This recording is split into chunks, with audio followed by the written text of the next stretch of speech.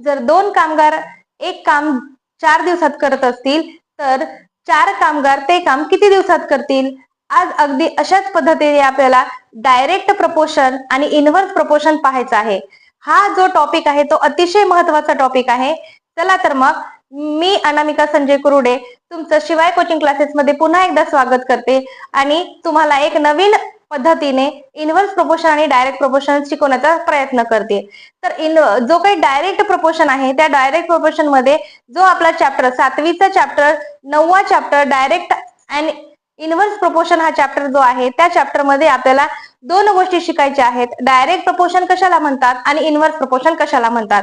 तर मी जे सुरुवातीला सांगितल्याप्रमाणे उदाहरण त्या दोन्ही उदाहरणामध्ये आपल्याला असं सांगण्यात आलेलं आहे की जर समजा एकाच वेळी 2 राशी वाढल्या किंवा 2 राशी कमी झाल्या, 2 कंटेंट आहेत आणि ते कंटेंट काय झालेले आहेत तर ऍट अ टाइम इन्क्रीज झालेत किंवा डिक्रीज झाले तर त्यावेळेस आपल्याला डायरेक्ट प्रपोर्शन होतं. हेच आपल्याला अगदी सोप्या ट्रिकनी समजून घ्यायचं आहे, सोप्या पद्धतीने समजून घ्यायचं आहे. चला तर मग कोणताही उशीर न करता आपण व्हिडिओला सुरुवात करूया आणि सुरुवातीला मी तुम्हाला सांगणार आहे की डायरेक्ट प्रपोर्शन म्हणजे काय. बघा आता डायरेक्ट प्रपोर्शन म्हणजे काय. एक उदाहरण घेतलं आपण, जर समजा एक वही आहे जी नोटबुक जी किती रुपयाला आहे तर 10 रुपयाला आहे. त्याचप्रमाणे जर आपण 2 वह्या घेतल्या 2 नोटबुक्स घेतल्या त्या 20 रुपयाला येणार आहेत.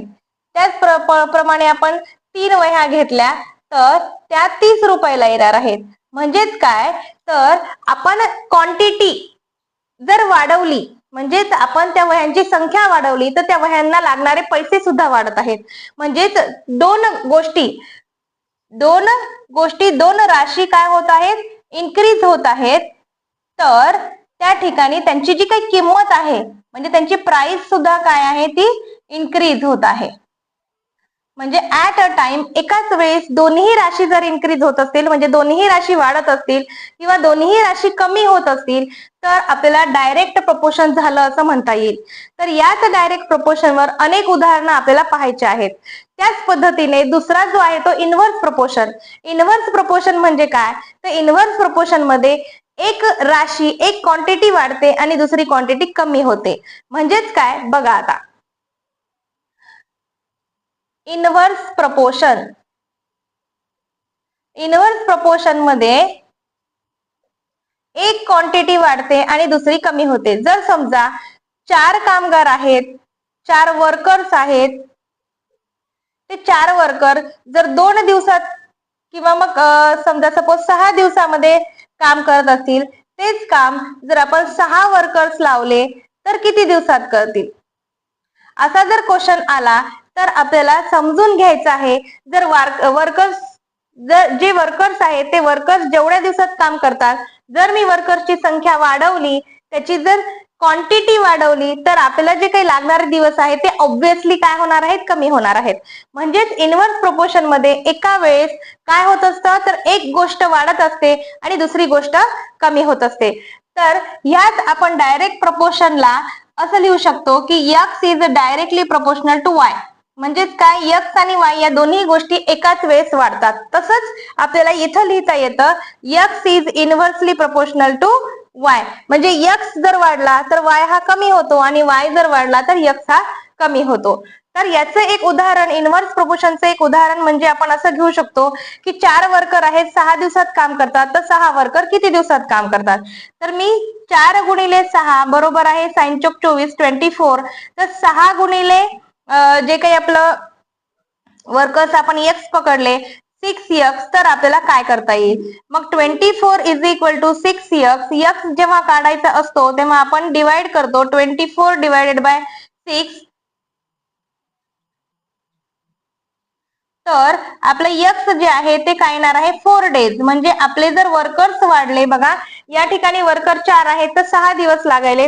2 वर्कर्स आपण वाढवले तर 2 दिवस आपोआप कमी होतात. म्हणजेच काय एक गोष्ट वाढली की दुसरी गोष्ट कमी होते. This is a inverse proportion. First proportion जे डायरेक्ट प्रपोर्शन आहे त्या डायरेक्ट प्रपोर्शन मध्ये आपण वह्यांची संख्या वाढवली तर वह्यांची किंमत सुद्धा वाढते. म्हणजे ऍट अ टाइम दोन्ही जी काही क्वांटिटीज आणि क्वालिटी म्हणजे दोन्ही जे काही राशी आहेत त्या दोन्ही राशी ऍट अ टाइम वाढल्या, इन्क्रीज झाल्या किंवा ऍट अ टाइम डिक्रीज झाल्या, तर त्या ठिकाणी आपण काय म्हणू शकतो, डायरेक्ट प्रपोर्शन म्हणू शकतो. अशाच पद्धतीने आपल्याला या दोन्ही प्रपोर्शनवर 2 प्रॅक्टिस सेट दिलेले आहेत जे की डायरेक्ट आणि इनव्हर्स प्रपोर्शन या चॅप्टर मध्ये आहेत. तर ते आपल्याला 1 बाय 1 बघायचे आहे. तर त्याच्यातला पहिला प्रॅक्टिस सेट मी आज तुम्हाला समजून सांगणार आहे, जो की प्रॅक्टिस सेट 37 आहे. त्याच्यातलं एक गणित आपण आज इथं घेणार आहोत. तर त्याच्यामध्ये काय सांगितलेलं आहे पहा. If 7 kg onions cost 140 rupees, how much must we pay for 12 kg onions? म्हणजे काय, जर समजा 7 kg ओनियन म्हणजे कांदा, ओनियन म्हणजे कांदा, ओनियनची किंमत दिलेली आहे आपल्याला 140 रुपीज आणि 12 kg ओनियनची जी काही किंमत आहे ती किंमत आपल्याला काढायची आहे. सपोज आपण त्याची काय केलेली आहे, एक्स पकडली. डायरेक्ट प्रपोर्शन मध्ये काय केलं जातं, तर डायरेक्ट प्रपोर्शन मध्ये दोन्ही जे काही किमती आहेत ते डिवाइड केले जातात.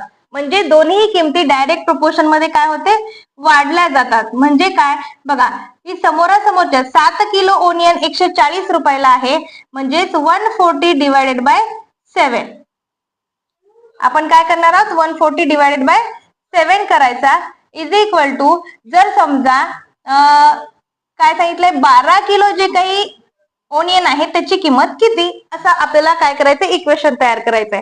कारण की जर समजा आपल्याला दोन्ही जी काही खालची किंमत आहे, म्हणजे आपण जर समजा ओनियनची किलो म्हणजे ओनियन जे आहे, कांदा जे आहे, कांद्याचं प्रमाण जर वाढवलं तर त्याची किंमत सुद्धा वाढणार आहे. बरोबर आहे. म्हणजेच दोन्ही गोष्टी एकाच वेळेस काय होत आहेत, वाढत आहेत. त्याच्यामुळं आपण असं सांगू शकतो की 7 किलो 140 रुपयाला आहे, तर 12 किलो किती, असं इक्वेशन आपण त्या ठिकाणी तयार केलेलं आहे. तर याच्यामध्ये आपण काय करू शकतो बघा, क्रॉस मल्टिप्लिकेशन करायचं आहे. 140 into 12 is equal to x into 7. जेव्हा एक्स काढायचा असतो तेव्हा 7 काय होतो, डिवाइड होतो. 140 into 12 divided by 7 is equal to x. 7 1 जा 7, 7 2 जा 14, हा 0. 12 into 20 is equal to x. Therefore 12 into 20 म्हणजे 240 इज इक्वल टू एक्स. म्हणजे आपला एक्स जो आहे, एक्स म्हणजे काय, किंमत आहे, 12 किलो कांद्याची किंमत. तर 12 किलो कांद्याची किंमत 240 रुपये येणार आहे. म्हणून मी असं लिहू शकते, therefore the 240 rupees must be we pay 12 kg onion.